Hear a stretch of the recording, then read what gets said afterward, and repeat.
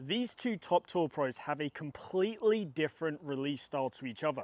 Now here's the thing, how do you know which one is right for you? Well, get it wrong and it can have some devastating effects to your golf game, but get it right and it can transform your ball striking. So in today's video, I'm going to show you how to identify what release pattern you need and then run through the specifics of each kind. So why is having the correct release pattern so important for your swing? Well, release pattern has a huge influence in how well we can control our club face through impact. Now, the reason why club face is so important at impact is A, it pretty much determines where the ball starts. It's not 100%, but it's around, depending on the club you're using, around 80% is determined by where the face is pointing.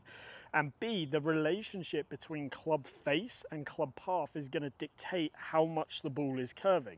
So as soon as we start to see the face get excessively away from the path, we're going to start to see some big curvatures. So by having the correct release pattern for your swing, you're going to find that you can match that relationship up a lot better, and also your start lines are going to get a lot tighter because you're going to be able to control the club face. Now, when it comes to the release, there are two main types of releases. The first one is a body release. The second one is more of what we class as a roll release. Now, let me run you through the first one, body release. So a body release is a release pattern where there is less rolling of the forearms, so the forearms are staying more passive, and you will see more of a turn of the pelvis and chest through impact. Now, if I turn to this angle, you can see, watch the club face position as I come through. You can see how that club face is a lot more sort of matching my spine angle here, and I've turned a lot more.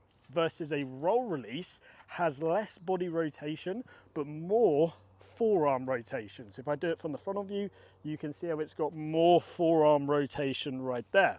Turn to this angle, less body rotation, more forearm rotation. Now, what actually dictates which release style you need? Well, there's one overriding factor that has the biggest amount of control over what release pattern you need, and it is club face. So if I bring in the downline view here, if you look at your swing, and in this delivery position here, your club face is toe up or leaning back slightly, you are going to have more forearm roll in order to square the face up. So this means you need to have more of a roll release pattern. If you look at your club face position and it is pointing more down to the ground in this position, then you are going to have more of a body release on the way through. So that is a very simple way of looking at the release styles. You have a roll release if the toe of the club is up or leaning back on itself, and a body release if the club face is pointing more down to the ground. Now let's dive into both of these releases a little bit more and give you different ways of training them. So let's now talk about more of a roll release player. What are we looking to achieve here? What are some great feels? What's a great drill to help you with this? Well, let's just recap. So a roll release player would be a player who needs a lot more forearm rotation because the face in this position will be toe up or slightly open. Now here's the thing, the more your face is open in this position, the more active your forearms are going to need to be. And again, this isn't necessarily a bad release. I know this sort of release pattern gets quite a lot of stigma nowadays because it's not sort of the modern way of teaching, but frankly, if you look at someone like a Will Zalatoris, extremely successful golfer, he has more of an open club face and a bit more of a roll release pattern. Now let's start this off by actually looking at an analogy that can really help you understand this roll release position. And I like to focus on the trail hand. So if I go to the top of the backswing and all the way down to this delivery position, I open up my trail hand. We often see that golfers who have the club toe up will have the palm on the side of the grip, or if they're a little bit more severe in terms of how open the face is, they'll have their palm pointing more up in this position. So it'll be under the grip and the palm will be pointing more up.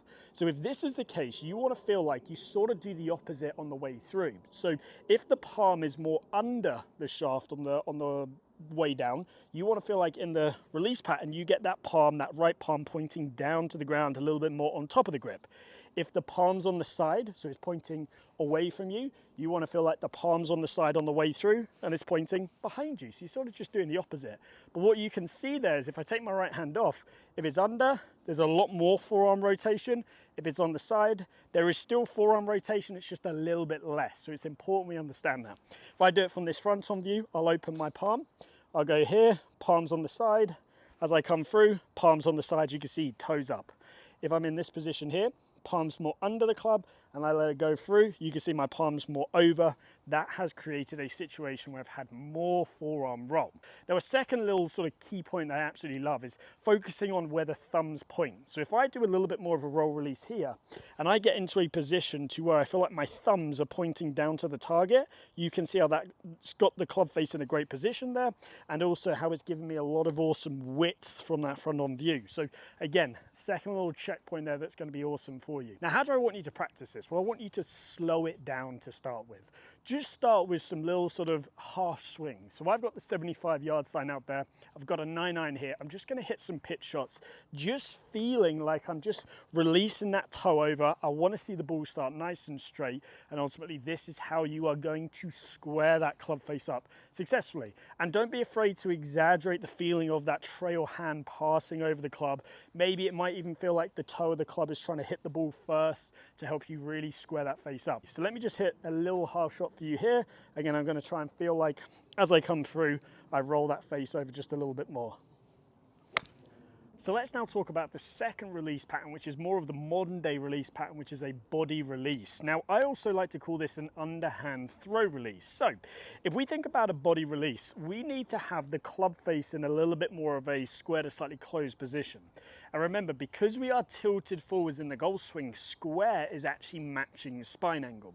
So in this position here, if I was to do a roll release from here, I would close the face down way too much and the ball would go left. So from here, we need to now have more of a body release. So in this situation, we're going to see two things. Number one, we're going to see the pelvis and the chest turn a lot more through impact.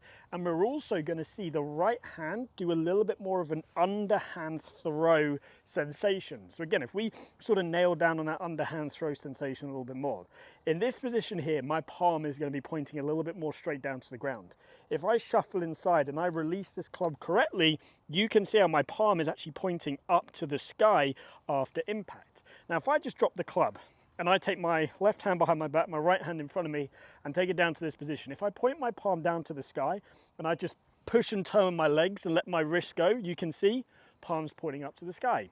If I have my palm more on the side or slightly under the shaft, and I push with the legs, you can see how it wants to snap and release over. So what we're doing here is we're actually allowing the right wrist, the right arm to work the way it wants to work.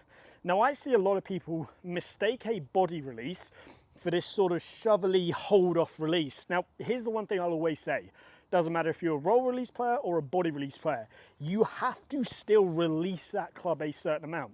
Otherwise, you will not have any speed, you'll hit the ball way too low, and ultimately from there, it's going to be hard to control strike and things like that. So you must allow this club to release.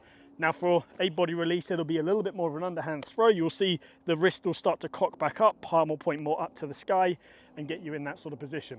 If I turn to this view, again, you can see as I come through, my right hand staying a little bit more under the club. If I open it up, you can see it's pointing up there. Club face is matching my spine angle just a little bit more.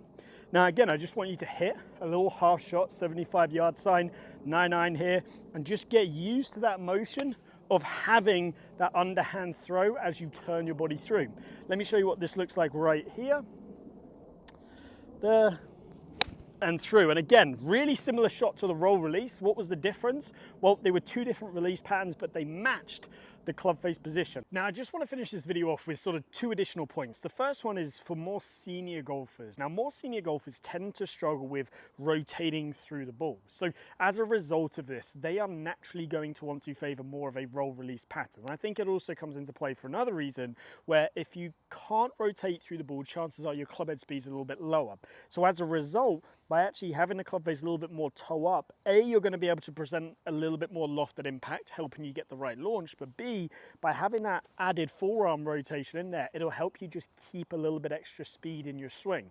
If you're having to rely on a body motion, you can tend to find for senior golfers, it slows them down, ball launch is too low, and it really does affect their distance. Now, the second point that I wanted to make was that I often hear golfers say, look, I have an open club face in the downswing, but I want a body release. Well, in that situation, you kind of have to look at it one of two ways. Either you achieve that body release, but you have to do that by squaring up or even closing down the club face a lot earlier, in which case, yes, you can have a body release. But if you can't do any of those and you're still returning that club face more open, or you don't want to change those, well, in that situation, you have no choice but to have a roll release. So remember, we can't just pick what release pattern we want. we have to match it to the club face position. So there you have it. That is how you find your perfect release for your swing type. And like everything, it's about matching it up to your club face position. There's a saying in golf, club face is king, and it definitely is true. Now, if you need a little bit more one-to-one help with your game, I offer online coaching on the Skillist platform. I'll leave the link down in the description, so please check that out. And if you have any questions about today's video, drop them down in the comments section. I answer every comment. If you have enjoyed today's video, please give it a like and subscribe. Click that bell button so you get notified every single time there's a new video posted, and I hope to see you back here soon.